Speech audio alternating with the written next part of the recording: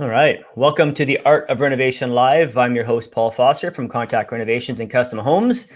This week, we're talking about renovation permit requirements. I know, super exciting stuff. But while it may be a little bit flat in nature and the need to apply for permits can be very much a hassle, to be frank, they're important. They protect you and they make sure that you get what you ultimately are going to want, or at least what's code compliant. And code, as you know, is set up to help protect you as a homeowner and ultimately us too as contractors. So, it's important stuff to cover. It's part of many renovations, and a lot of folks don't know when they need a permit. Sometimes it's obvious, other times it's not. And I think ultimately most jurisdictions would love to take your money for a permit.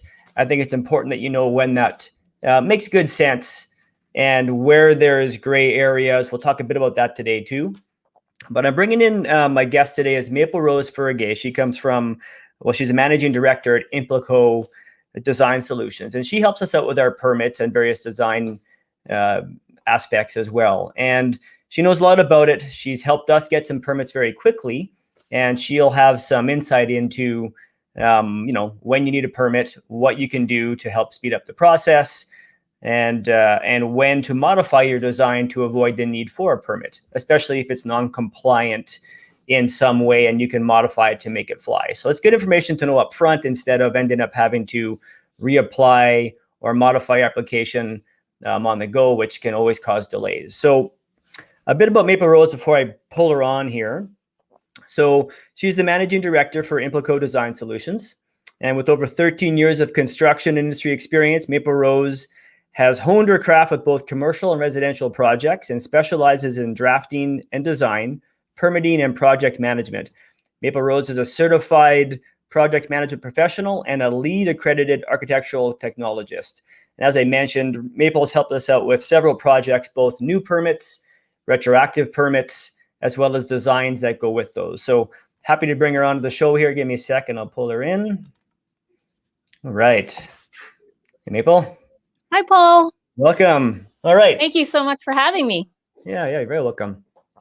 So as I mentioned in the intro, I mean, people don't get too excited about the permit process. Well, they get excited, but not in the way you do about excitement for your new space or kitchen or pergola, whatever it might be. It's more excited as in often frustrated, sometimes disappointed, and often impatient because the process takes some time, especially if you don't apply for your permits correctly, right? That's correct. We've seen permits for us. I mean, we do this often. So for us, generally, it's fairly streamlined. We get our permits when we expect them to within that window. But, here we're in Edmonton, Alberta, in Canada. And in our city, they recently updated the permit process and they went to a fully online system. And this was in advance of COVID, actually. And with that came some growing pains and some changes, and it took away a couple of shortcuts that we knew of on how to get our permits quickly, which was show up in person with all the information they're going to need, and you could fast track it that way. Now, no, they have a very specific process they want you to follow as far as the intake process and adding it into the queue. So with that comes, it's a double-edged sword, of course. I'm sure it's good for someone. I don't know who it's good for, but anyways, I won't go off on that tangent quite yet. Sounds good. I guess let's talk a bit about common permit misconceptions. So when do you need when do you not? And I guess from your perspective, what do you see as the most common thing that clients don't realize they need a permit for? Or on the flip side, assume they need one and it turns out you actually don't? Absolutely. I think when you look at your proposed projects, think about if it's inside or if it's outside of your property. Very often, ones that are outside, with the exception of maybe a small shed, you have to consider a permit. And that's because when you're ready to sell your property, you'll receive a compliance certificate report. And that compliance certificate report is actually like, it's the document that tattletales on you. A certified land surveyor will will take all the dimensions, but they'll also identify every single structure that is on your property at that time. So that's when the city will review it for the certificate report, and they'll find out at this point whether something on your property was permitted or not permitted. And I'll just jump in for a second. I say that's super important to make sure you've got a compliance report when you're considering buying a new property. Right? Absolutely. Because in the end, if you buy one and you don't get that, and any good lawyer is going to require you see one presented, but they do slip through the cracks. When I bought my most recent home, we did receive one, and it's non-compliant. So my choice was, as the buyer, do I make the vendor convert this to a compliant property somehow, or do I negotiate the cost to do so, or do I just go, look, I'm getting a good price already, I'll accept that issue and I'll deal with it myself when it comes time for me to sell it, perhaps, right? So if you're considering buying a property, make sure you get the compliance report, and if it comes back non-compliant, well, then you have to figure out your game plan from there. Absolutely. You can consult your real estate lawyer or your real estate agent regarding title insurance, but there are some limitations for title insurance, particularly if you know that a permit doesn't exist for something specific. It is always good, not just for compliance purposes, but a lot of the reasons why the city puts specific building code items in place is really for your safety. So as much as we'd like to think that that the city is against us at certain points, particularly in this case, if you're buying a property and the seller insists, oh, just get title insurance, it's okay. It's for your own safety. So I would recommend, yes, asking for that compliance certificate report. It is a requirement in 10.2 as well in the sale agreement. So discuss further with your real estate lawyer and your real estate agent about those options. Absolutely. Thinking and we'll about revisit the non-compliance issue here a bit later in the show. Is there anything else then you can think of, a common question that comes up, or, project scopes, whether it be basement developments or other things that come up regularly for you, where a client was surprised by the need for a permit or anything of that nature? One of the biggest surprises I think people are a little bit shocked about is they need a permit for opening up a space in their home, which is fine. General rule of thumb, if it's under $5,000 in construction value, similar to maybe changing just the cabinets in your kitchen or maybe changing fixtures, you don't need a permit unless, of course, you're changing location of plumbing or that kind of thing. However, when you start opening up walls to make it like a beautiful, great room, it's not so great if it's a load-bearing wall. So those are what you and your team would describe as an accident waiting to happen. If you can just imagine, there's specific walls in a property that are designed to keep the roof up. And if it's in the basement, it's designed to keep the floor above and the roof up. So those ones in particular not only need a building permit, but it does require structural engineering approval and design. So absolutely. And I would comment that, like, too often we come into homes where somebody has decided to make it open concept, and not only was a permit not pulled to do so, it also wasn't done by obviously not a professional. And we've seen a lot of shocking homes where there's, sagging floor joists or ceilings as a result of having taken out a load-bearing wall and modified it and not had an engineer, or at the very least a journeyman carpenter, run the spans on that and frame it in a way that still supports load adequately, right? So be aware of that. As you alluded to earlier, when you're moving your sink, for example, that requires a plumbing permit. And often for my projects, we have somebody who wants us to develop a bathroom in a basement. And if it's already roughed in, well, then generally you're okay on the development permit side because it's already, well, it depends. That's actually a bit of a can of worms, that conversation. But what I was trying to address is more so when you need a plumbing permit, when you need electrical permits for smaller jobs. And I guess my perspective on that, and I mean, I have licensed plumbers and electricians doing all of our work. We don't do, even my journeyman carpenters, we don't touch any plumbing work. And I do it because of liability.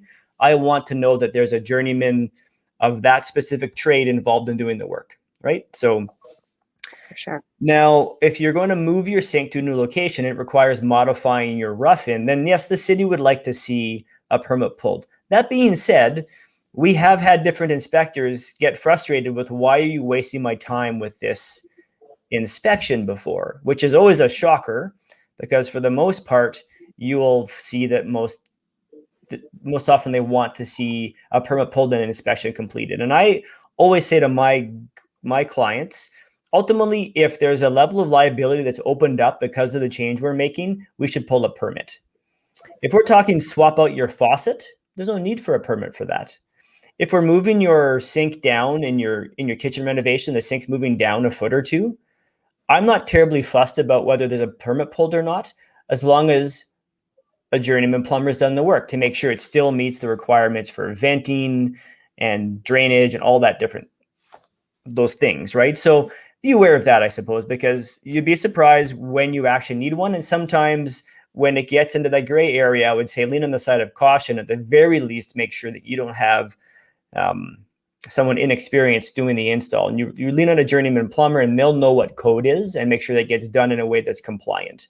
And that way, if it ever was an issue later, at least the work has been done within compliance, whether you pulled the permit or not. So I know that's a bit of a rabbit hole talking about when to pull them or not, because, I'm sure that the city would love to pull them everywhere. But like I said, I've had a couple inspectors get frustrated by having to come and inspect such small scopes.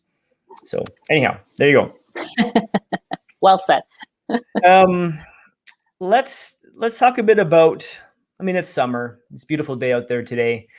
People are loving their backyards, their decks, porches, Yes. pergolas. Let's talk a bit about pergola, because you and I have been working on a couple of projects recently when it comes to decks and pergolas. And I was surprised by some of the findings that pertain to when you need a permit for a pergola and a deck for that matter. So let's talk a bit about pergolas specifically, because there's some strange rules there, and we can talk a bit about that, and we can explain kind of where the limitations are. And that might impact your design because, well, you'll see. Maple will explain it to you now. Absolutely. So when I mentioned earlier about if you have a structure that you would like to place outside, you will eventually get caught or identified by the city on your compliance certificate report. So pergolas are now included in that. And city's been permitting pergolas, I think maybe for the past 2 or 3 years. In the beginning, it was very chaotic and very strange because they weren't sure if they should treat it like an addition, if they should treat it like similar to a garage or something with a covered type of structure or a shed. So anything that you do outside, which I can go into later, with the exception of a deck up to a certain height, you'll need a development permit. So there's 2 types of permits, development and building. Development is specifically addressing the zoning bylaw, which is where you live. Specific types of structures are allowed or not allowed, permitted or discretionary on your property. And the building permit is based on the National Building Code. So that changes every 4 or 5 years. And I've been hearing down the pipeline that City of Edmonton is revisiting their zoning bylaw. So everything that we may have known and loved about the zoning bylaw before may be changing. So, Yay. So it's one more thing we get to learn. Although it may not happen until like 2022, 2023, but we will see. Yeah, so with pergolas, specifically, if they are on a structure similar to a deck, one that we have done, and it's close to the house, so it's within 3 meters of the house, that's actually considered an exterior alteration.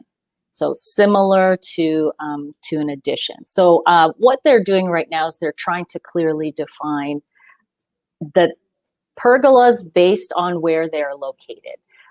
You can imagine that if it is attached to the house, that it seems like it's more of an addition. than an extra type of thing that you put onto your deck. So with that said, it will be counted into the site coverage of your whole entire property. So I'm going to geek out a little bit and share with you, if you have a home on your property, only a certain percentage of structures are allowed to cover that property. So if you have your single family home and then you have a detached garage, and then you also have a deck perhaps that's over 6 feet, and you have a couple of sheds, all of those little items are now compiled into a site coverage, and each zone has a specific allowable site coverage for your principal dwelling and for all those other fun little structures.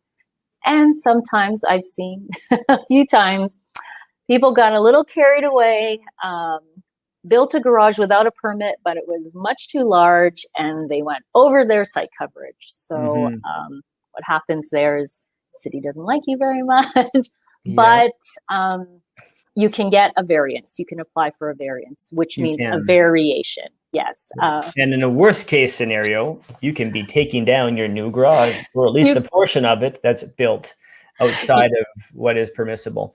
Absolutely. So what I'm showing on the screen here is what we call a site plan analysis. Okay, so this shows then any existing structures that are built on the property, as well as any proposed, right? So in this particular one, this was for a new garage, potentially a garden suite, but we started off as a garage application.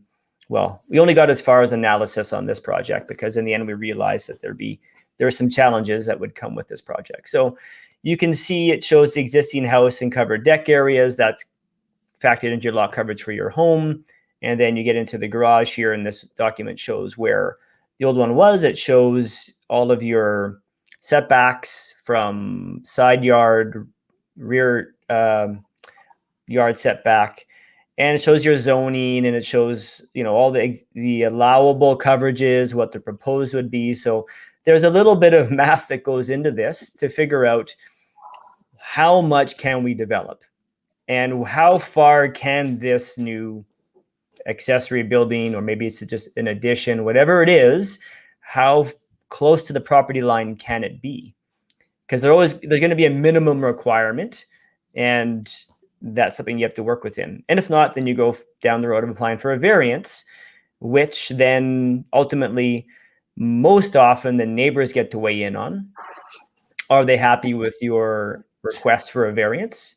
I personally, right now, I live on a street where there's a ton of infill, and we have a house 2 doors down on the corner up on the ravine that somebody wants to build a beautiful home. It truly is, but they want to connect their detached garage to their home via an enclosed walkway that is basically a hallway from the house. So that makes it non-compliant, and they're asking for a variance.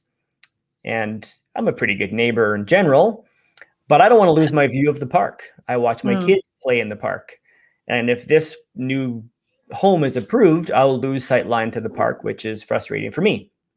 But so I said no. As a neighbor, you know what? It's a beautiful house, but I'm sorry. I moved into this location because of the ravine. I could see the park, and I understood that over time, I'd probably lose the view. Something new will get built there. But you have a right as a neighbor to say, you know what? No, I'm not okay with this request for a variance. And that's your right, and exercise that right. I did. And I talked to the homeowner and told him, look, I don't want to lose the view, so I'm not going to say I'm okay with it. But if you get approval and they let you build it, I'm not going to be pissed off. I'll come sit down and have a beer with you still, and I'll be a good neighbor. But I also need you to know that you're taking my view away. I don't like it. Okay, so that's kind of the process. And then at that point, if that homeowner goes, well, look, I still really want to build this, even though some of the neighbors aren't okay with it, then they go to the appeal board. At that point, then they have a chance to plead their case. Really, it's just this one neighbor who loses his view. What a baby.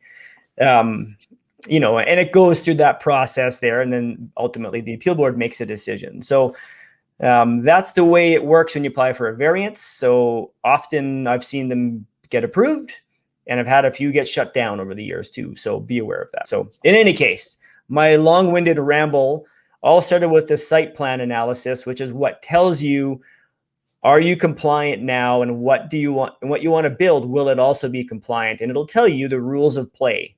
Where can it sit? Okay, so I'll now be quiet and let Maple Rose finish what she was talking about. You're absolutely right. All of those fun things. When you do apply for the permit, they will ask you for one of those. City tries not to make it difficult, but they will ask you the little tough questions, specifically about the location. And I've seen this happen a few times, where a homeowner did all of the right things and they did apply for the permits. Everything was approved. They provided the permits and the site plan, the drawings to the contractor and said, it's just a garage. This is our garage. Put it here. Thank you so much. They received the final inspection, building inspection from the city, and it passed. It was great. Everything was good. And 3 years later, they applied for compliance. And unfortunately, the contractor just put the garage wherever they wanted on the property. Mm-hmm. So again, a refresher, there's a development and a building permit. Development at that time did not check. It wasn't part of their process to actually check where the building was being built. Unfortunately, not only did the contractor put the garage in the wrong place, he put it 4 feet into the back alley. So it was one of those neighborhoods that have beautiful wide back alleys. And he thought, wow, look at all this space. So they ended up, and it's very unfortunate, having to This sounds like a worst case scenario type of story. This is a very worst case scenario. When you have to deal with encroachment agreements with the city, expect there to be quite a hefty fine. And there's a magical formula. I'm not sure what it is, how they come up with this number, but it was in the tens of thousands of dollars. So that was extremely unfortunate. They tried so hard to find this contractor again, and he had disappeared. So and I guess now, like, definitely the development permit stage, they don't miss this anymore, right? They don't. They don't miss it anymore. I think that was their lessons learned as well. Yeah, I'm sure. I had some questions pop up earlier that I didn't notice, so I should probably address them now. Absolutely. So I got Bella Vita 4488 asking, hey gang, what happens if your property report is different than your actual property and hasn't been updated since a change? Well, you'll need a new survey, would be the first thing I would say. And then at that point, well, I guess, Maple, you can explain it. Absolutely. I think if you're going to be building something and you have an old real property report, it is worth it to get a new one. If there are any variations on that real property report, then at least you can address it before you're actually going to start building. If it's relatively a new one, it's not from like 1987, and it seems quite clear, you can use that real property report for your site plan. But also keep in mind that if anything had changed between the point that real property report was created till now, and you're adding something extreme like an addition or like a large garage, it is still, the onus is on you to make sure that it is put in the right place. I always do have a disclaimer in my site plans that where I received this information very specifically from an RPR dated 1987 or whatever that might be. And measurements need to be verified by a licensed land surveyor. Absolutely. We actually have a client right now who we're entering the design stage on an addition for. And I asked them to send me a copy of the RPR. So we could talk about, we were going to replace a section of deck with addition. So it wouldn't really cover it wouldn't impact their lot coverage much because that deck is already existing. So they dug up their old RPR, and with it, they found a non-compliance report. Stating that their fence was built outside of the property boundary, that there were no permits existing for the existing decks. So the challenge now becomes for them, and for ultimately for us too, is that we now need to clean up these old infractions before we can move ahead now with our new addition. Yes. So it's one of those things where, this client completely forgot. They bought the house 25 years ago, didn't think anything of it at the time. And here you go, 25 years later, we'll be having to address it. So, check your RPR and make sure that you have a compliance letter. And if you don't, I guess, look into that before you start talking about your new addition or your new deck or pergola, depending on, its permit requirements. So For sure. we have Emilio Calcines, maybe? Mm-hmm. Do smaller structures count for site coverage? So it depends what the structure is. Smaller as in one with a roof? Let's say a utility shed. Utility shed. So yes, it is included in your site coverage. I guess you can imagine if it wasn't included in the site coverage, you can have like 17 sheds on your property. So awesome. it is still included. All of different make and model. Exactly. Yeah. If you do have like 14 sheds on your property, it does add up. And I think that's the city's way of trying to get around if you don't want like one big garage instead of a bunch of little sheds for that reason. But smaller sheds under 10 square meters, they don't require a building or development permit, but they should be placed in the right spot. They are never allowed in the front yard. So I had one, and they just didn't want to. They didn't want to move it, but the city didn't. They didn't allow it at all. No, they wouldn't have been able to even appeal it. It just is not. It's not part of the bylaw. So don't put a shed in your front yard. A shed in the front yard. That's right. Maybe an outhouse, but not a shed. All right. So let's talk a bit about this further then. So let's say you now, like my client, for example, they bought this property 25 years ago. They now want to build this addition, but they realize now or remember now that it's non-compliant. What do they do here? What's the first step for these guys? Oh, looks like maybe Maple's frozen up here. There you go. Am I back? Yep, you're back. So the first step would be, actually, they would need to review their compliance report. And if it specifically says, the ones today, amazing, much better than what they were before, because it very clearly lays out what your next steps are. So it shows you what items have been permitted, what have not been permitted. And in the next steps, it tells you what you need to do in order for those structures to remain as is. If you're actually planning on taking down these decks, that is an option as part of the next steps to be compliant. So if you're just taking them down, that's okay. That's not a problem. You won't need to rectify that one specifically. Yeah. In this case, just to interject for a sec here, so they have kind of an upper deck and a lower deck. So the upper deck will be replaced by an addition. The lower deck they'll want it to keep.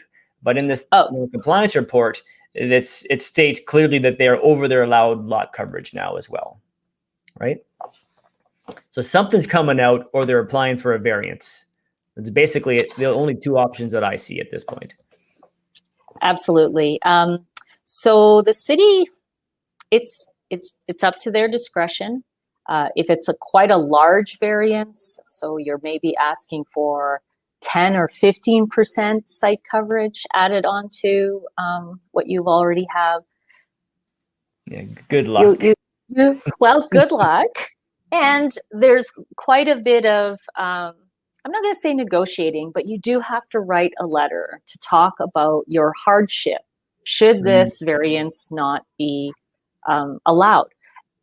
An interesting hardship would actually be if this was for someone who at one point was an able-bodied person and now they've gone into a car accident or something and now they're disabled and they require a space that's big enough to accommodate, say, a barrier-free washroom or a room that would allow the barrier-free requirements.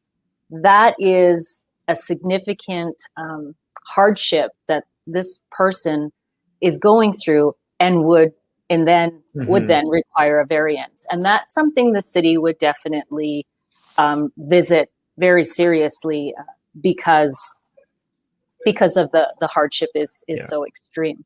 So and that's legitimate, right? If it's very legitimate. I can only enjoy the sunset from the northwest corner of my lot, and as such, I need to have an additional 300 square foot of deck to get there.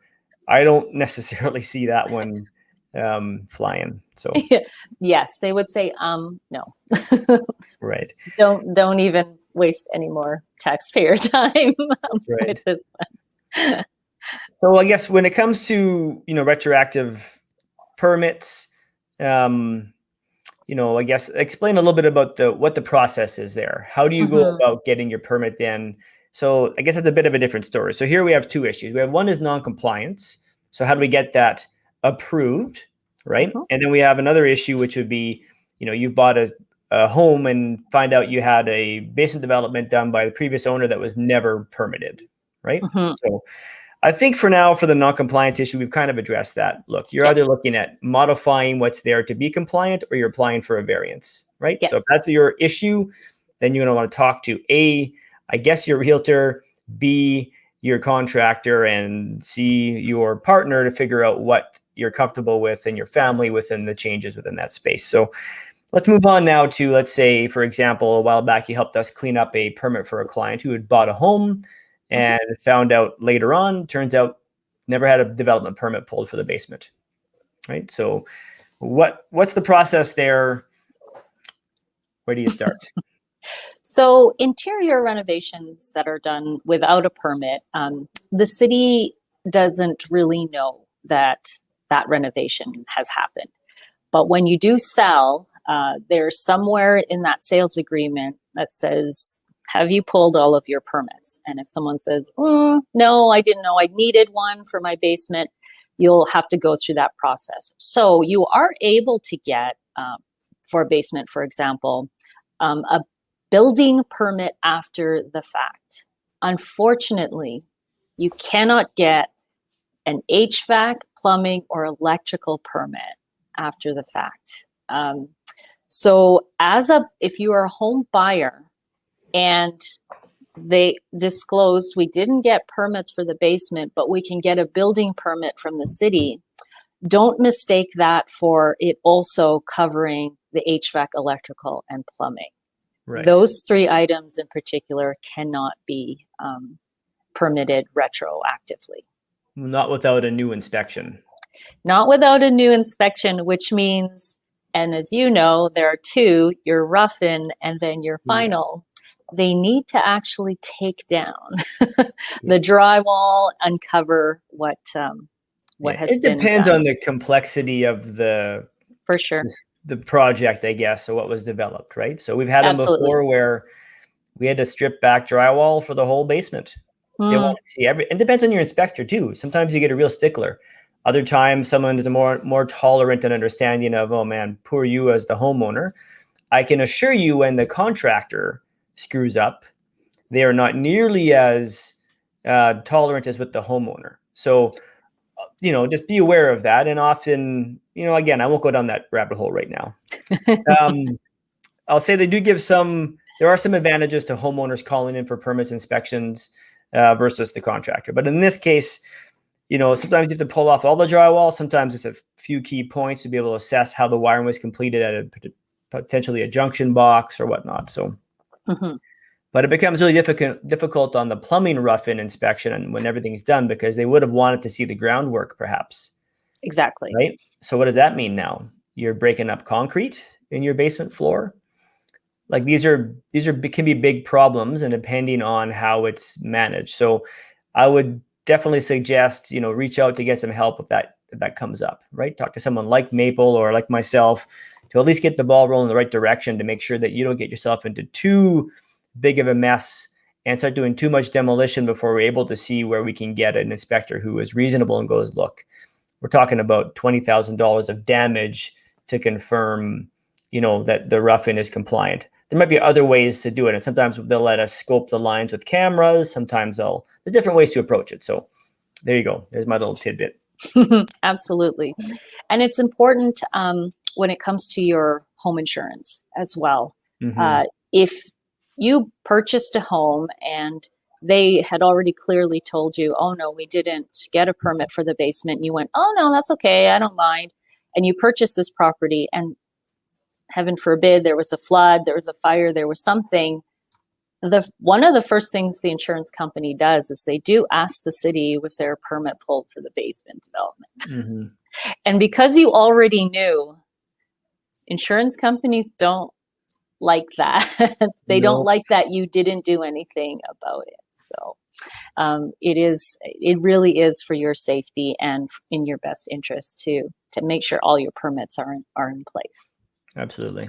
Mm-hmm. I'll show you a couple of pictures here. So when we're developing the basement, here's a shot of the rough-in stage. So in this particular renovation, we are reconfiguring the basement. We're moving the bathroom, we're moving the laundry room, we even moved the mechanical room. So at this stage, we needed to come in and have an inspection done. So there's our green sticker. They came downstairs and just verified that everything was compliant as far as, actually it's before we backfilled. They want to make sure you have the right slope on your drainage. There's a bunch of different stuff they look at, right? So you can imagine to try and verify that after the fact will be very, very difficult, almost impossible. And sometimes, depending who did the work, if it's done by a homeowner, that inspector might have a hard time trusting that the groundwork was done according to code. If it's done by a reputable contractor, then I think you have a better chance of getting that approved without having to go this far back into groundwork to get an approval. For sure. And in terms of insurance, mistakes happen. We're all human. If a reputable plumber did the work and there was a flood of some sort, they have their own insurance as well. Mm-hmm. So it's easy for your insurance company and their insurance company to take care of it. If it was, your friend down the street who did it, and you were the GC, and which is, fine, but just know if something happens, it really is, it's all on you. It's on you. Absolutely. Yeah. Yeah. So in our case with this basement, we didn't have to open anything up in the end. That's right. They were able to see enough of the key information needed to make sure that it was safe. And we had to then submit the layout of that basement, indicate where all the key things were: the lighting, the switches, the smoke detectors, the carbon monoxide detectors, various HVAC components, where's the water meter, where's the electrical panel, all that stuff. So they could kind of see how it was built, if they had any issues with that. And then from there, we just had to get a final building inspection, in which case they, and electrical and plumbing. And they all managed to give us the thumbs up without needing to undo anything. I think part of it was the fact that we have a good reputation, and we very much gave them what they wanted for information. And we had some level-headed inspectors come in. And luckily for my client, it didn't cost them a ton of money to get the permit they needed. So, and it was being done fully for insurance purposes. But be aware too, if you have a basement development that was completed without a permit, once you pull that permit and it passes, it's going to then change the way you're taxed on your home, because now you have more developed space. So there will be some tax implications within having declared that developed basement. But that's a whole other topic. Okay. Anything else you want to add to that, Maple? On the tax note, it does actually also increase the value of your property. So when you're ready to sell, the value is much higher. So True you enough. can weigh the cost of how much you're going to sell it for extra, as opposed to how many years of little bit more tax that you added. Right. So while we're below grade in the basement, let's talk a bit about secondary suites, because you often will see people, wanting to develop secondary suites. So we'll do a whole show on secondary suites at some time in the near future. There's a lot to factor in there. But on your end, in regards to the permits, it's very different than a standard basement development. There's a lot more to consider. and the rules are different.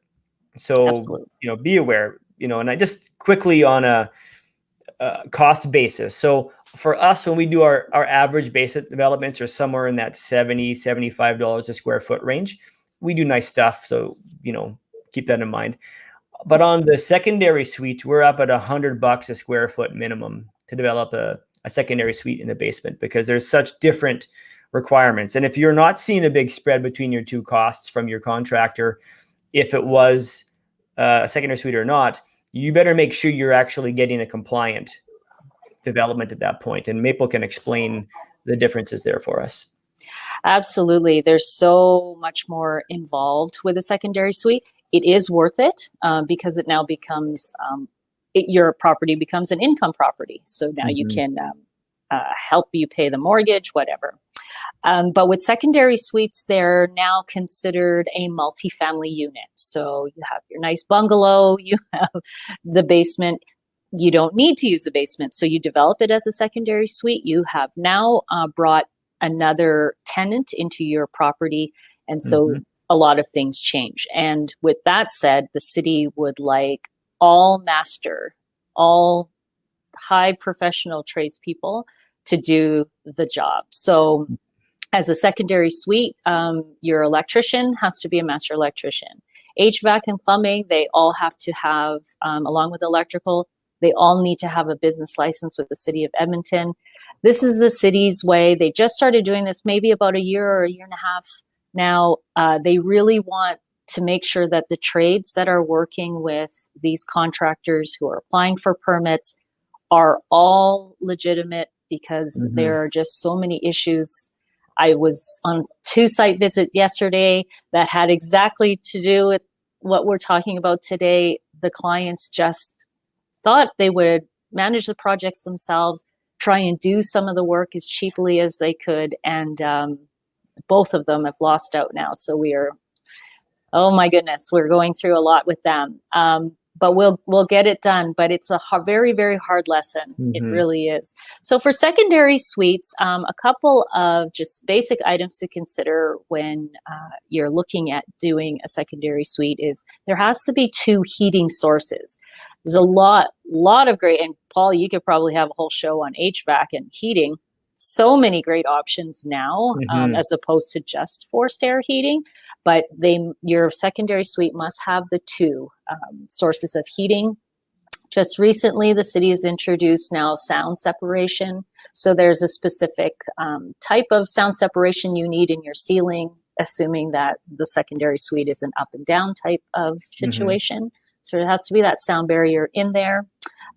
There egress windows. This applies as well to a regular basement development, but even more so for something like a secondary suite. Dedicated entrance. So can't have people between the 2 dwellings roaming into each other's spaces. So those have to be separated with locked doors.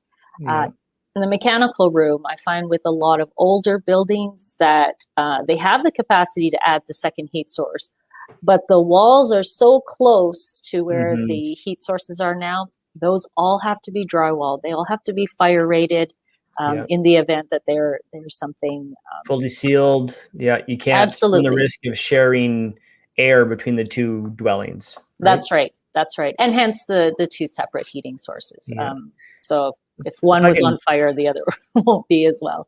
Absolutely. One thing to consider too, and we see it often, and I don't know, maybe you might know, maybe they've changed something now, but they never did address the location of the electrical panel.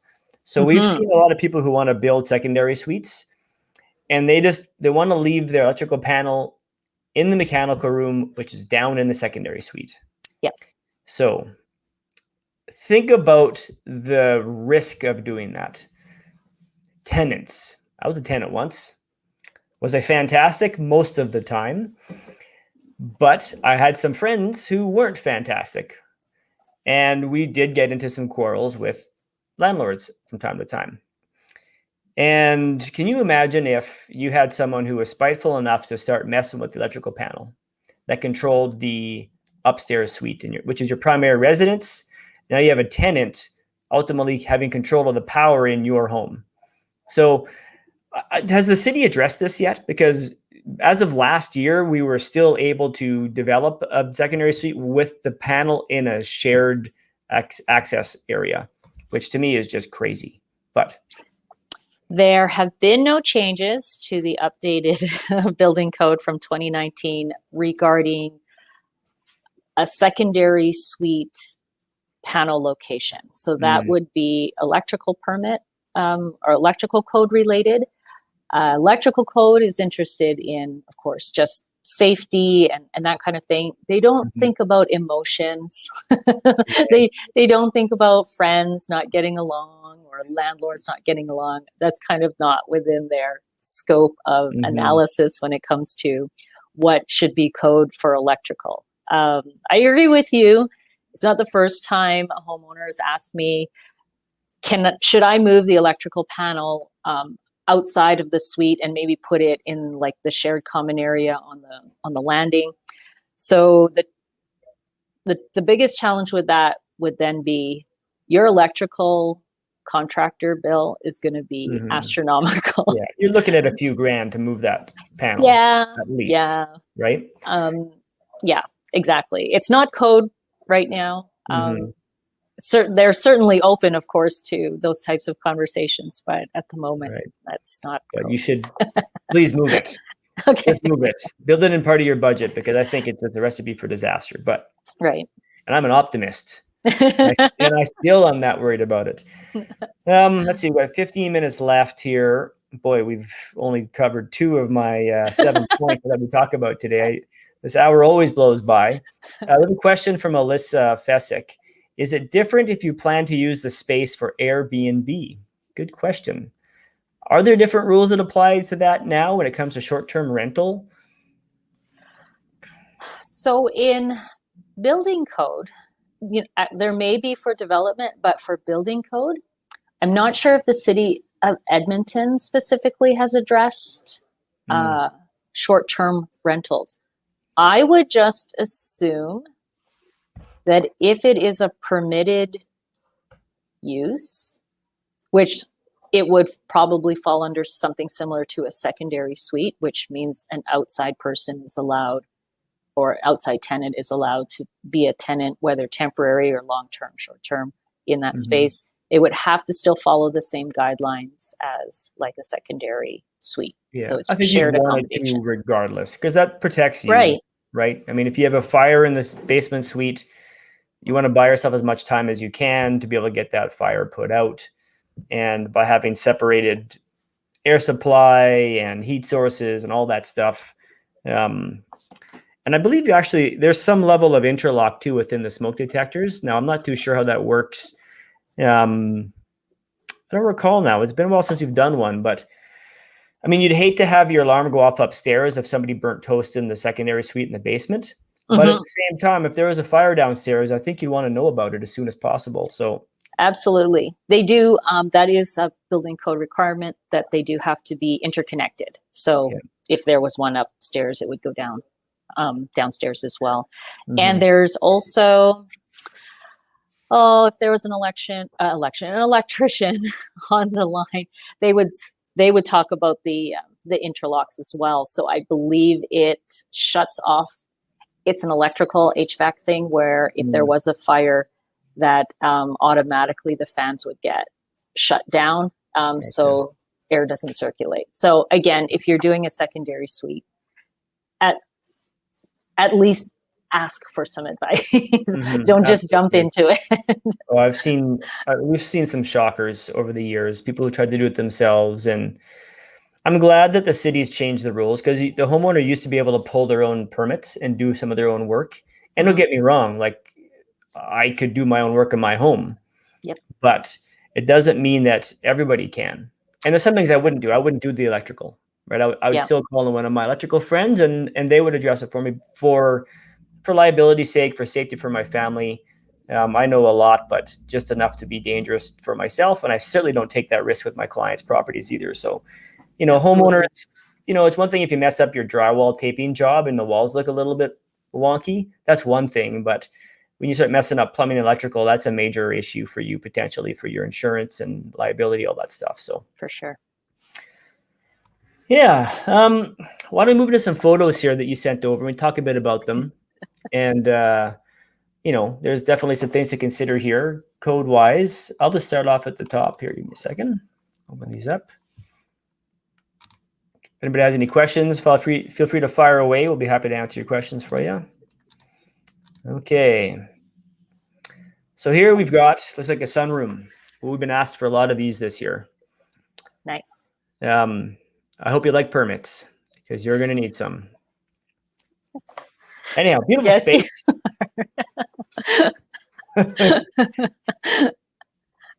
So we'll kind of go through these quickly, but for sure development permit, for sure building permit.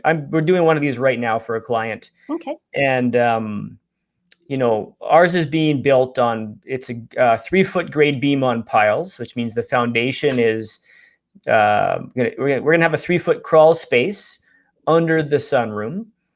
It's only going to be 1 foot below grade, so the majority of it is above grade. And initially, when my permit came back, they were requiring weeping tile around the structure, rainwater leaders, which means the gutters tie into ultimately the storm sewer, and a whole bunch of extra work that seemed crazy to me because it was only 1 foot below grade, which is very different. If you had a full foundation, you would want to make sure you protected your home, but for something like this, not. In any case, we've cleaned that up now, and they've dropped that need for that. But there's still a lot that needs to go into planning. Like this sunroom is basically an addition. Yes. Right? That's right. Now, it depends how you also choose to heat the space. If it's going to be fully heated and it's a 4-season space, then it has a different set of rules it needs to comply with.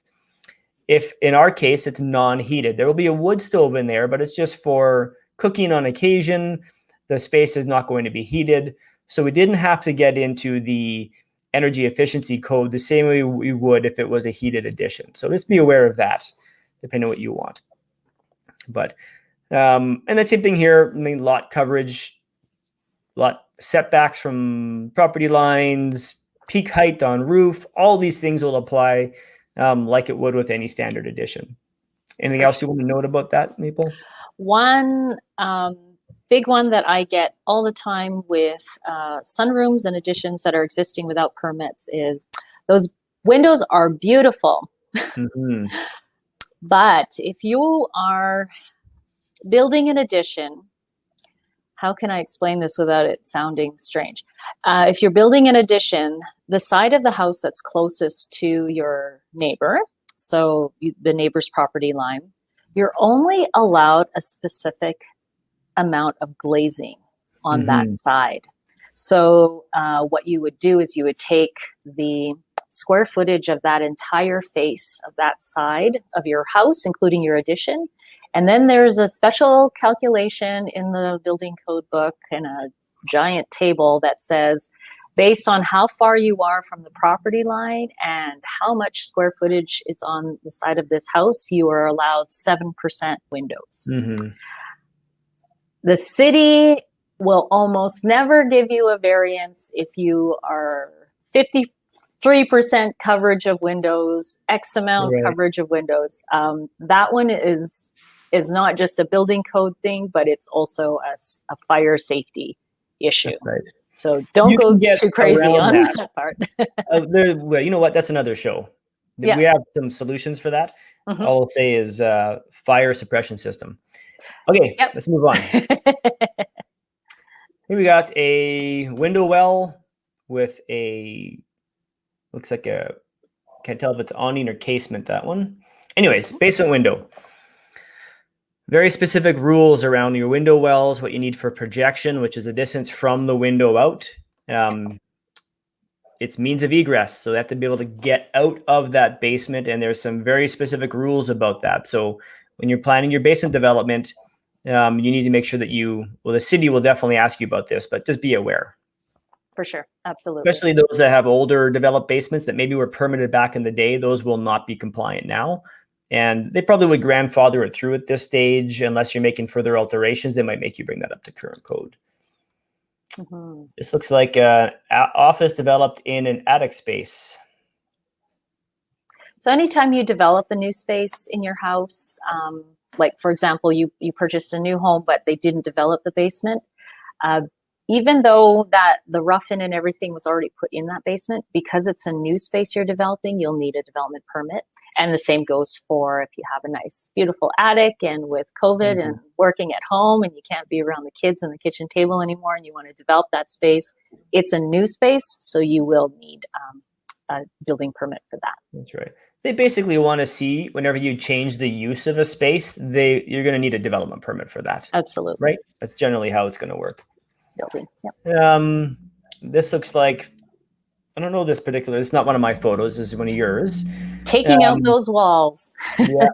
Get your engineer. It up. Yeah. Yeah. So that's something we talked about earlier in the show. Definitely you need to have it run through an engineer. The city would like you to pull a permit. And on ours, it depends on the scope of the job. We always have an engineer do up what's required for our bearing wall modifications.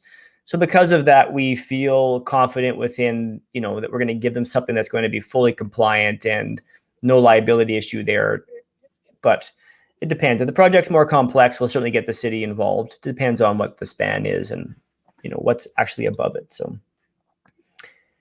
let's see here. We only got 4 minutes left, Maple. I'm not going to get through all these. We could talk all day, Paul. I know. There's so much to consider. I mean, here it looks like potentially they had an addition built on here at one point, that sunroom, and now we have this multi-level deck on the way down. And there's a lot to consider permit-wise there, everything from your railing requirements, lot coverage. Yeah, there's a lot to consider there for sure. Yeah, absolutely. Absolutely. Here's a cool looking structure, a little pergola built off the house. Now, of course, this seems to butt right into the house, so that's going to be considered kind of as an addition. Yeah. This one looks like it was maybe 2 single-car garages, and they converted one into part of the living space. Yeah, so especially in older neighborhoods, in the city of Edmonton, if you decided that you wanted to change that garage into a living space, you're going to have to say goodbye to that car pad as well. So not allowed. I find a lot of these actually. Yeah, absolutely. Okay, well, I guess we're getting there. It's 1:57. Bear with me. I'm just going to pull open another screen here. All right. Maple, thanks so much for coming on the show. Thank you, Paul. I'm going to get rid of, give me a second here. This banner's in the way. So, look, if you're considering a project and you need a permit, maybe you are missing a permit, you're aware of that too, and you need some help, Maple Rose is who you should call. Okay, she'll help you get down that right path early to make sure that you get it done efficiently. Definitely it can get messy if you don't knock on the right door and don't provide the right information, and if you upset the wrong people. So reach out, talk to a professional, and Maple is one of those. So Maple, thanks so much for coming on the show and sharing your insight in regards to the permitting process and requirements. Thank Not you, always glamorous of a topic, but I can tell you it sure gets heated. It does. It can get nasty at times. Nope, we're going the wrong way here. Okay, and then I guess you have something more complex in mind. You need a quarterback to help control everything in the right order. Then, I'll pull someone like Maple in on a project, but feel free. You have questions about your projects, you're welcome to give us a call at the office here. I'm happy to share my knowledge with you. I love what I do, have a lot of fun doing it. And I know a lot of really good people who help to make these projects great for our clients, and something that we're all very proud of. So it's all about the team that you pull together, and Maple, glad to have you on the team. And we'll be talking with you a lot in the future, I'm sure. And as the rules change at the City of Edmonton, I'm sure that you will be busy updating your knowledge base and understanding what we need to do to move forward, hopefully efficiently, which is not always the strength of the permitting department. I'll leave it at that. This has been the Art of Renovation Live, talking about renovation permit requirements. I'm your host, Paul Foster from Contract Renovation and Custom Homes. Thanks so much again to Maple Rose from Inplico Design Solutions. Thanks for tuning in. Ding the bell so you know when we're on next. Take care. Bye-bye. Bye-bye.